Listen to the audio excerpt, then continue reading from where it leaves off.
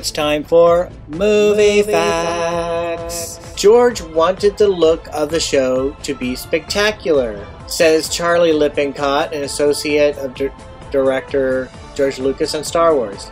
The spaceships and equipment had to be unfamiliar enough to continually suggest another time and place.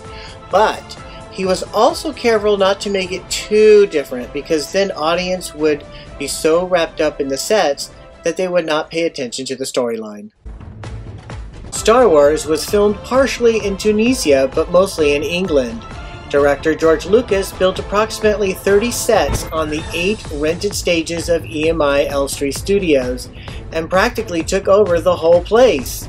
As early as 3 months before any filming began, the crew had raided stages, technical facilities, scene shops, etc., transforming the movie studio into the planets and space stations seen in the film. Making movies can be a difficult and sometimes hazardous experience. During the filming of Star Wars, an elaborate production, if ever there was one, things occurred that held up the shooting. In Tunisia, a raging sandstorm threatened the crew and actors, cameramen, and other workers were forced to wear goggles in order to complete their chores. Also, cameras had to be rigorously cleaned out every evening for use the following day. One of the major technical problems of Star Wars was creating robots that were both believable and engaging. Originally, director George Lucas wanted his mechanical people to be the real thing, but the science of robotics was not advanced enough to accommodate his needs, so time-consuming compromises had to be made. The final results seem to have pleased everyone. C-3PO and R2-D2, the robot stars of the movie, are becoming pop heroes. The George Lucas production of Star Wars contains the most spectacular special effects ever developed for the screen. In addition to super sleek spaceships, the film dazzles viewers with alien creatures of every size, shape, and color. Truly the wildest collection of intergalactic ghoulies ever assembled for a science fiction movie.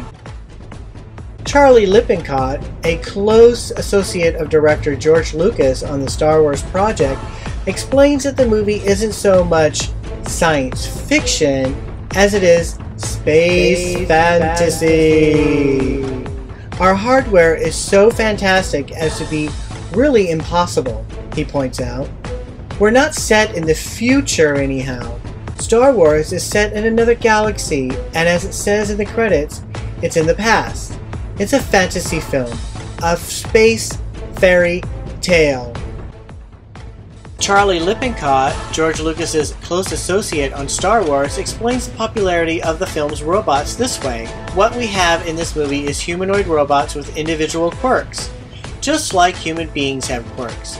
Both C-3PO and R2-D2 have their own ideas as to who their masters are and what their responsibilities are. So, there can be conflicts between the two robots. It's fun. That's the word for this movie, says Star Wars writer-director George Lucas. He hoped to capture the honest excitement and entertainment of movies from his past, like the rousing swashbucklers and Flash Gordon-type space operas. So instead of having his starships float calmly through space, Lucas created one of the most spectacular star battles ever, using World War II dogfight footage for inspiration.